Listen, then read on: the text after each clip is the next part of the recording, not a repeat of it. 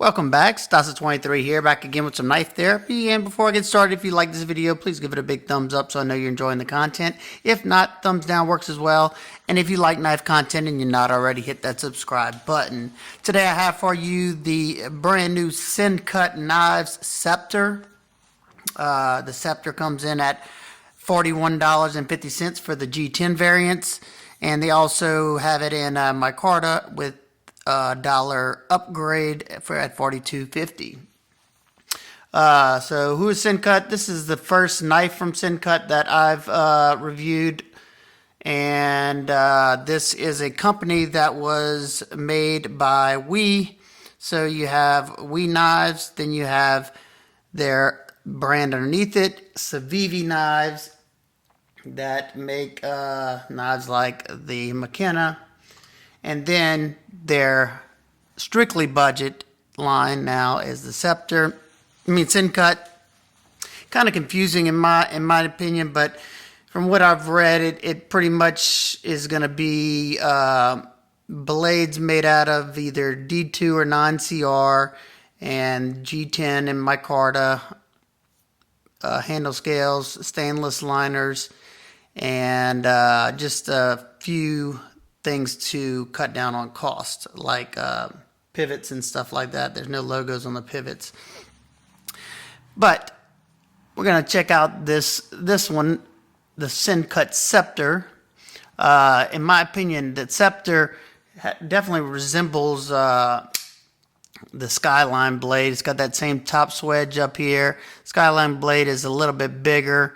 And as you can see, the Scepter is a good bit smaller than the Skyline, but I will say Scepter is way more comfortable in hand for me than the Skyline because of this big old deep choil.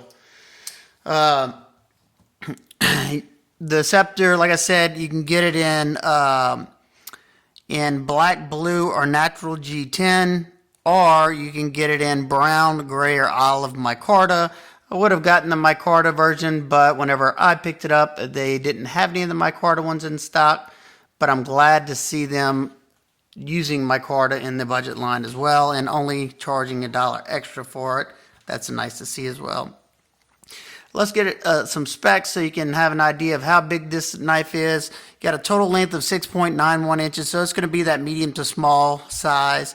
It's got a blade length of 2.97 inches, so it's going to be legal in a lot of different areas, especially with anybody with a 3-inch blade restriction law, and you can have a locked knife. Your grip area from the front of the flipper tab to the back right here is 3.25 inches, and the thickness from here to here is 0.42 inches, so it's nice and slim. And the width in the pocket is also pretty slim from here to here of 1.06 inches. So pretty nice, slim, lightweight carry. Your blade stock thickness is 0.11. So it's not the thinnest in the world, but it's not the thickest either. It's in that middle ground. And the behind the edge thickness on my particular one ranges is around 15 degrees per side. Which is going to make it a nice slicey EDC blade. All right, let's take a closer look at it. What you're looking at right here is a 9CR 18 MOV blade, which in the Civivi line has been pretty decent. It's a budget steel. It's a stainless. You have a nice blasted stonewash finish on there. I'm interested to see how this is going to handle corrosion, but it is a very smooth finish. You have the Sencut logo here, and the backside is sterile. Besides the blade steel designation, the 9CR are right there. Glad to see them kind of keep that tiny. I like that nice top swedge. It brings you down to a nice, precise point, and it's not too dainty. I tested it out into some wood. I stabbed it in some wood and twisted it just to try to make a little, let's see, I think I got it right here. Did that right before the video right there.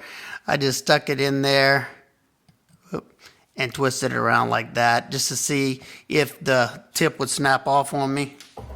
But it held up. All right. We have something that I was kind of surprised to see, and I'm kind of glad to see it. But you got dual thumb studs, and they're decorative. I mean, they're not just, let's see if I got another. I don't know if I have any thumb stud knives around me. Kind of like on this penguin. See how it's just those plain on the side? I like how they got just a little, just a little touch of something there. The flipping, you got the flipper tab that you can use to deploy the knife that has useful jimping on there, not overly sharp, and the flipper tab's designed nicely so it doesn't hurt. Flip it out that way. It's riding on ceramic bearings and it's nice and smooth. Or you can flip it out with the thumb stud, which does sit a little bit proud of the scale, so you can get access by just putting your finger on top of there. The detent is dialed in perfectly for both flipping and using the thumb stud. You can also slow roll it. Love that. That was the main reason why I decided to pick this one up, because of the thumb studs. I love having multiple opening methods, and this one checked a lot of the boxes for me as far as size and weight and all that good stuff. You don't have any jimping up here, but I don't think it's needed. You do have a little bit of a guard from the flipper tab right there, and you got a nice little flat spot to put your finger down on there. You do have a sharpening choil cut out, and they did an excellent job. Cleared the plunge line, so you're not going to have any smile toward that edge termination at the back. Nicely done. Came really sharp. Close it back up. You have just plain Jane hardware. You have a plain Jane pivot. Well, it's got some slope on it with a Torx T8. That seems pretty nice. I have taken this one apart just to see how the fittings were and what it looked like on the inside. Got the JG10 that it does have peel ply texture on it, and it's in my opinion, it's perfect. It's not slippery. It's not overly aggressive to where it's going to tear up your pockets, but it does add some traction. They are completely flat. The scales, you have a bevel going around the entire knife. It's hard to show that on the, you can kind of see it right here. It's hard to show that on the video. You have Torx T8 as well on the body screws. Excellent job. And they're nice and crisp. Look at that. Well defined. I don't have any that I can think of right now that are bad, but I love seeing the T8 because it's a lot easier to strip T6 screws like you see on a lot of other companies' knives. You do have a lanyard hole for all you lanyard people, and you have tip up left or right hand carry. Excellent. I like the way they did not leave out lefties there. And you have deep carry. Let's see what that looks like in the pocket. Should completely disappear because that deep carry clip, right? Yeah, completely disappears because let's see, push it over, and takes up hardly any room. Let me show that. This is where the knife is right here. You have all this room. You can completely get your hand in there, and you don't have any sharp point on the flipper tab whenever your hand comes around on the side of it. Not something that bugs me in the least, but something that I wanted to mention. It is centered. It came like that from factory. Even though I have taken it apart, it was already like that. Lockup is good. No play left or right or up or down. I do have some flex if I really push on it, but it's not going to disengage on me. Your lockup is at around 40%. I would like to see that over just a little bit. I like to see especially in a liner lock, whenever the liner is 100% underneath the tang of the blade. You know, not 100% over, but 100% underneath it, just to ensure some sturdiness there. But I had no issues with it. You got bead blasted. It looks like stainless steel liners that have been heavily skeletonized on the show side, as you can see right there, and you can kind of see them through the Jade G10. You have a completely flow-through construction, so if you do get this dirty, you could blow it out with some compressed air and get anything out of there. Plus, you have 2 hourglass standoffs to give you some support there. All your screws, besides the pivot, have been countersunk nicely. As you can see, they're sitting flush, and they did a great job by doing it as well on the pocket clip. The access to the lock is good. The liner does come, it ramps up right here in the front, so it sits proud of the show side scale, and you got that little bit of jimping there. But I have found that it's not super comfortable to push the thumb in there to disengage, or at least not for my thumb. The way I like to do it is I use the fat of my thumb right there and just kind of slide it over real quick. Much easier. Definitely has a nice fluid action, as you can see, and it's, you know, not completely drop shut, but I'm fine with that. Let's see, make sure I didn't forget anything. So overall, I enjoyed the knife. The ergos and the saber grip is good. This grip I find right here, whenever when I'm doing pressure cuts, like when I did my wood shit. This is when I say when I'm doing wood shaving, I do it with this. The main reason why I do this is because I put a lot of force down onto the blade, and that's how you can really feel how ergonomic the handle is. And one thing I did notice that I like to use the hammer grip whenever I'm shaving or putting a lot of pressure behind the blade. And whenever I was doing that, I noticed that I would get a hot spot from the back part of this clip. It would dig into the bottom of my hand, but all I had to do is go to the saber grip like this and push down using my thumb for the pressure spot instead of the blade pushing that back into my hand. So there's a remedy for that. Now, just cutting up cardboard and stuff like that, it was comfortable in all grips. This grip was comfortable, very comfortable doing draw cuts or pull cuts with the wood as well. Not something I'd always do. I mainly just do the shaving. Let's get some size comparisons, and I'll get a weight on this knife, and then I'll let y'all know my nitpicks and complaints. All right, first up is the CJRB small feldspar.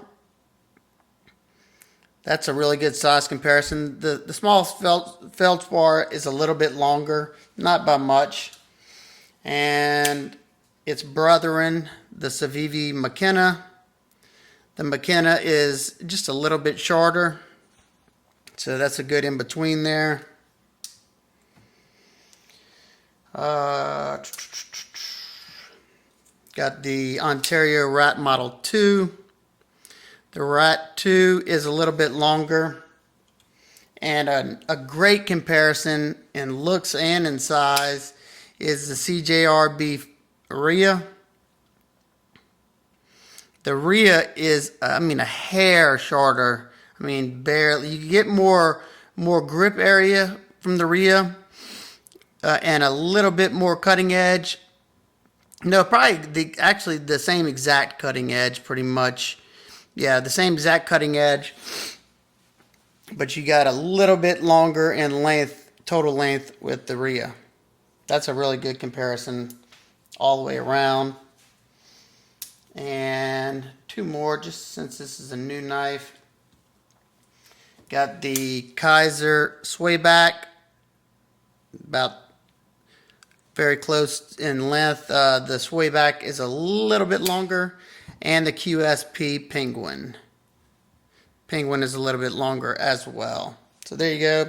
Hopefully that helps visualize how big this knife is, or small, whatever you want to say. Let's get a weight on it, and then I'll talk about my nitpicks. 2.54 ounces, so that's excellent. Like I said, it's a featherweight. It's going to make a great EDC blade for anybody who buys it. So nitpicks and complaints. I had to really think about this one because it's a well done knife. The one thing is a QC problem, and as you can see right there, that chip out of the edge, that's how this came. It came with a nick into the edge, and I was just making sure. I was like, does it come in contact? No, but it doesn't. So it was done like that, and from factory, that happens. I think, yeah, my feldspar has almost the same exact, let's see. Yeah, it has a chip almost in the same exact area, and it came like that. It'll eventually sharpen out, not something I'm worried about. I'll just sharpen it, and we'll see. I mean, I'm not going to try to get it out the first sharpening. It takes off too much material.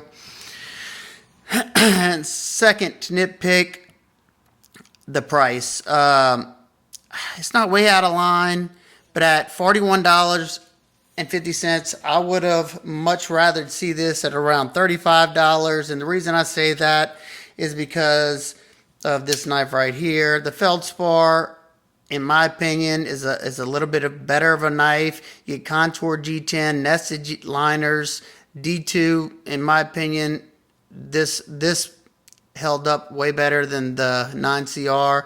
Now, it's not stainless, but it's both have a thumb deployer, and they do have the flipper tab on this one.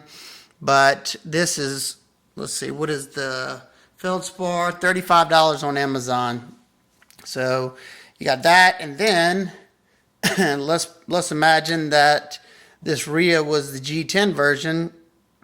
The Rhea comes in at $34 with the 12C27. That's another great budget steal, and these two are pretty similar.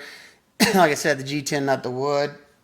So I would like to see the price at around $35. I think that would be an excellent mark to hit. Now, it may go down, being that this one is the last knife that they released. It may go down after it's been out for a while. I don't know how they're going to do that. And let's see, there was one other thing.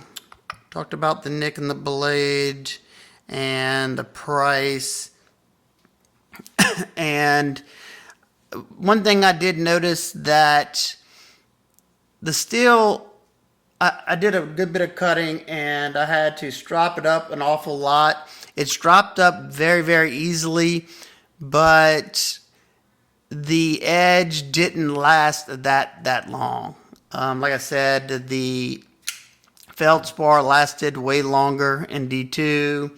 I don't know if it's just a Sencut brand, because I haven't really ever had any problems with my Civivi 9CR, or maybe it just might be my particular knife.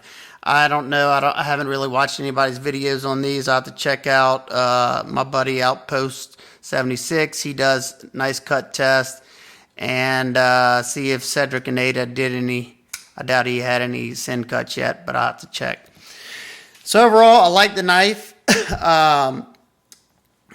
Whenever you're doing heavier cuts, it will fatigue the hand a little bit because of the narrow handle. It seems like it wants to turn. But doing everyday EDC tasks, cutting cardboard, rope, string, stuff like that, I think it's going to be great for that. And if you have any questions, comments, concerns, please leave them down below. If you own this knife, let me know what you think about it. Let me know if you had any nicks in your edge. And if any of my nitpicks you think are crazy, let me know that as well, or let me know what you think about the price on this and that little flaw. Not that bad. All right, guys and girls, hope everybody's having an absolute wonderful day, and I will see y'all in the next one. Peace.